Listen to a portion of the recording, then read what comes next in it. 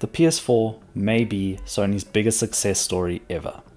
Now, if you know your history of video games, you know that the PlayStation 2 is the best-selling console of all time. However, what the PlayStation 4 managed to do in a time where Sony was just coming out of what was arguably one of their biggest turmoils ever off of a rather underwhelming follow-up to the PS2 and the PS3, the PS4 really blew it out of the park because the PS4 didn't offer backwards compatibility. It offered a brand new architecture. It almost took everything that Sony had built already and said, okay, let's stop here and let's start fresh. And it worked. The PlayStation 4 is a system that is based on such a fantastic architecture that it is still so viable today that games are still releasing on the PS4, and well into the PS5 life cycle, we're getting games that are actually like first party AAA games releasing on this system. So that begs the question, is the PS4 still worth it in 2025? Now, this isn't as straightforward of an answer as when we asked, is the PS3 worth it last week? Because the PS4 is definitely in a more tricky situation.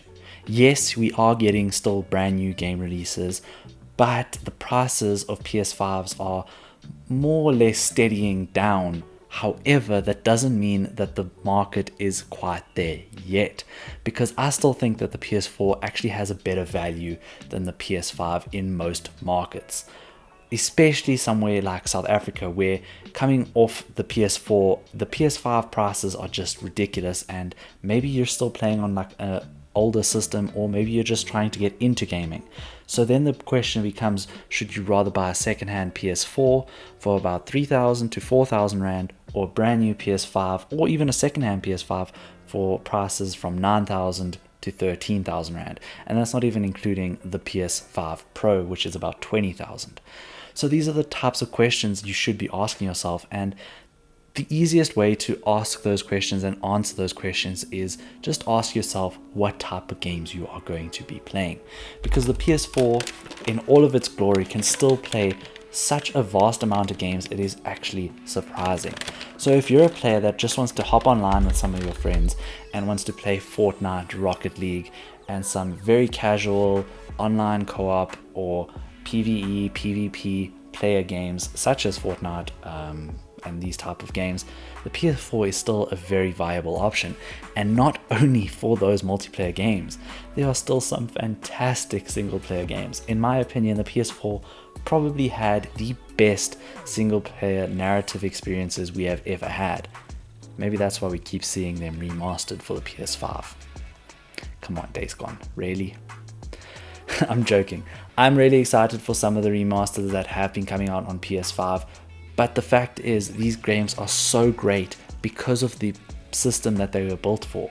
The PS4 is an astounding technical achievement. The fact that this thing is now 12 years old is actually mind-boggling. So for me, that has had quite a few PlayStations in my life, this is the one where I think I have spent my most time. And I do think it's a system that can still carry on going for another 2 years or 3 years. I actually think this could be very similar to how we had the PS2. If you don't know, the PS2 actually only stopped production in the early 2010s, which is 4 years after the PS3 was launched. So there is some argument to be made here that this is sort of the norm, and the only one that didn't follow the norm was the PS3.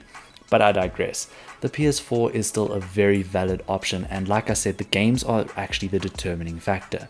There are certain games that no longer run on this system, such as Spider-Man 2, Returnal, the games that are more targeted towards that very next-gen audience. However, there are still first-party games that are being released on the PS4. Not so much anymore, but they have been. So God of War Ragnarok, Horizon Forbidden West, Gran Turismo 7, these games are all running on the PS4. Yes, it's not the best version of the game by any means of the imagination. However, the optimization, because of the architecture that it is based on, has allowed these games to still run very, very well. I remember watching the IGN review of checking out how Horizon Forbidden West worked on all the different systems, so PS4, PS4 Pro, and PS5, and they were astounded at how well the PS4 base model still ran these games. So there is that argument to be made that these games are still very playable and still very much something that everyone should be looking at, because the PS4 is still definitely a viable option. The question then just becomes, is it a long-term solution? And the answer to that is a little bit more complicated. It is and it isn't. I do think that budget-wise, the PS4 is a fantastic option. However, if you do have the outlay for a PS5, I think a PS5 is a little bit of a better investment, because I do think the same roadmap is almost going to be followed with the PS5. I think the PS5 is going to last very long into the PS6 life cycle, just as the PS4 is lasting so long into the PS5 life cycle. So the PS4 is a very great console for now, and on top of it being a great system for the now, another thing that is really important to think about now with the PS4 is the collecting and the collection capabilities of the system. This is a system that we had started to see things like limited run and very collectible and very limited print copies of games. So the PS4 is a very collectible system when it comes to the games. The actual hardware, the PS4 system itself, might not be as collectible and as desirable unless you have one of the very awesome special editions. I have seen some of my favorite system design of all time is this. This is my favorite system design of all time, and there are some incredible colorways and special editions of this version. So for me, there are definitely collectible aspects of that type of hardware, but base hardware, I think that's not as collectible. What I'm thinking of the collectible side is definitely the games. The games have such high value if there are games that have been discontinued off of the PSN store.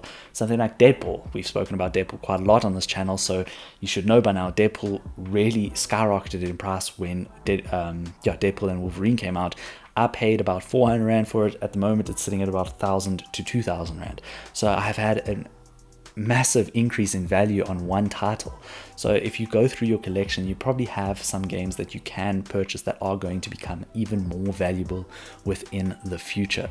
So as a system for collectors, I think now is definitely the time to start trying to chip away at the PS4 system from a collecting standpoint. But as a gamer that wants to play games, say they want to play with their friends and stuff, this is still an incredibly viable option for games like Fortnite, Rocket League.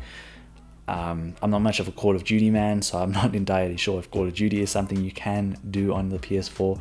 But for me, I still think this is an incredible system that deserves a lot of respect for what it has done and how far it has propelled Sony into, let's be honest, they have a market dominance now that no one can compete with. Microsoft's outright comments just said, well, here, have our games. That's where we're at this point. We'll start shipping on everything because we're struggling to compete with Sony's dominance in the console market. Now, that isn't necessarily a good thing, but that's a conversation for another day. What I do want to run home though is, if a PS4 is a system that you can afford and a system that you want to play your games on, I don't think that that is a terrible idea. I think it is actually a very fantastic idea, because you can still play very, very many games. I think the new Like a Dragon game that's coming out on Valentine's Day today, I'm not entirely sure, but it still has PS4 versions, and a lot of publishers are even opting to just do PS4 versions because they know there's backwards compatibility with PS5. So I'm thinking about the Final Fantasy collection that has Final Fantasy 1 through 6. That just has a PS4 version. There's no PS5 version, but the PS5 can play those games. So the game collecting point of view, 100% definitely the time to start really moving in towards that. And as a gamer to play the games, if this is the one that fits your budget, get the PS4. I will say this though, as much as I love this design, get the PS4 Slim, please. It has much better thermals. It is better at not bottlenecking and all those things. This design is fantastic, but it sounds like a jet engine. I'm hoping there is a video here that you can hear the sound of this insane turbojet engine. taking off, and this was me playing it this morning, just trying to get some footage for you guys. It's incredible how this thing sounds. But yeah, just make sure you get a Slim or maybe a PS4 Pro, depending on your price range or your budget. This is a fantastic console, and I don't think you can go wrong with it. Other than that, I hope that you guys will enjoy the rest of your weekend. Hopefully you're playing some fantastic titles. I know I'm still head and shoulders and the rest of my body deep in Baldur's Gate 3. I am thoroughly loving Baldur's Gate 3, but there are some other games that I really need to start working on and start ticking off of my backlog. I hope to see you guys next week, and I hope that you will consider liking, subscribing, and staying tuned for more. Cheers.